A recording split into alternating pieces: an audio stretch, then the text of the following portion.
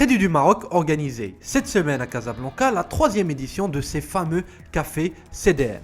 Une réunion dans un climat décontracté entre le management de la banque et les organes de presse. Cette fois-ci, la thématique concernait les ressources humaines de la filiale du groupe Crédit Agricole.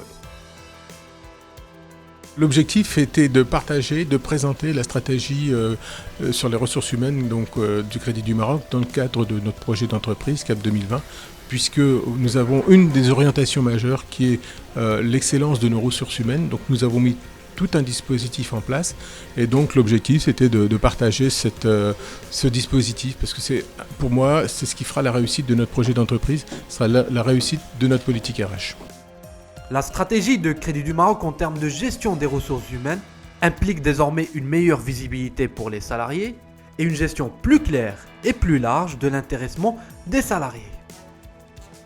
D'abord la mise en place d'un certain nombre d'outils qui concernent les ressources humaines, un référentiel des métiers qui permet de situer chacun dans l'ensemble des métiers de la banque et donc de voir quelles sont les évolutions possibles.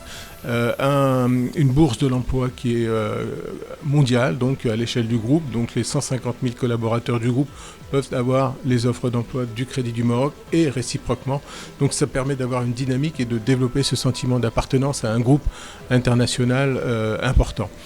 Nous avons mis en place également tout un dispositif de rémunération variable qui s'appuie sur la reconnaissance de la performance individuelle, collective, et donc là aussi qui est une révolution parce que ça concerne à la fois le réseau, mais également l'ensemble des collaborateurs du siège. Ça veut dire que chaque collaborateur du siège connaît quels sont ses objectifs, donc ça permet de leur donner un sentiment de plus grande utilité parce que, encore une fois, quel que soit le métier, eh bien on attend quelque chose et on attend une amélioration de son activité. Et ensuite, il y a tout un travail sur les valeurs, sur l'engagement, sur la recherche de la performance.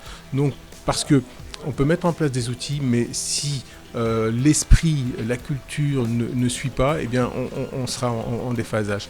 Donc il faut absolument que les deux avancent en même temps. Donc il y a tout un dispositif d'accompagnement et c'est très important pour nous.